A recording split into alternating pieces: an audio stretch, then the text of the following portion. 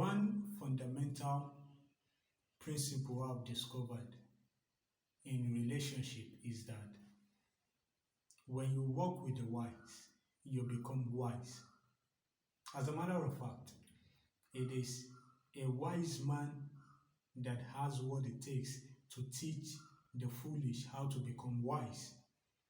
Okay, so when you're in a relationship with somebody better than you, it makes you better. So, but the question is, how does this relate to a better Nigeria?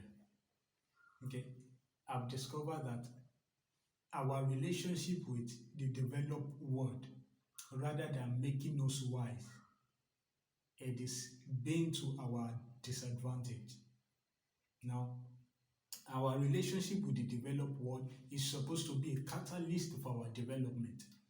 We are supposed to learn from them what has made them to develop and implement it in our context in order for us to also develop, because that is the essence of foreign policy. Okay, you implement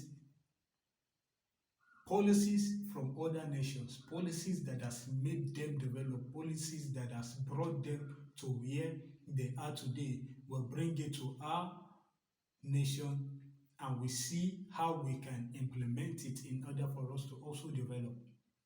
Okay, so our relationship with the developed world, our relationship with superpower nations, our relationship with nations that has gone ahead of us is supposed to be a catalyst for our development. But unfortunately, our relationship with them has not yielded such kind of result, but rather it has been to our own exploitation and to our own disadvantage.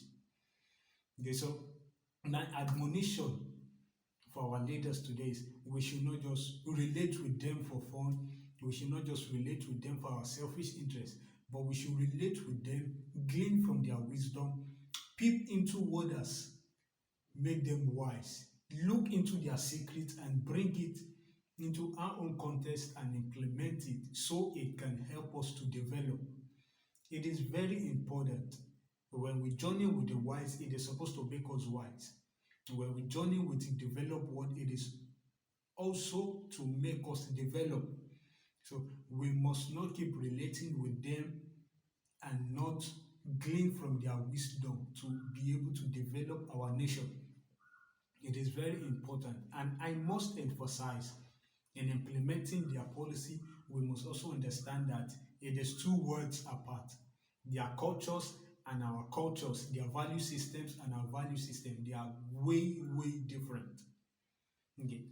So we must understand that in implementing their own policy into our own context, we must refine it and fine tune it to suit our own cultural beliefs so that we don't end up bringing our own cultural values into extinction. It is very important.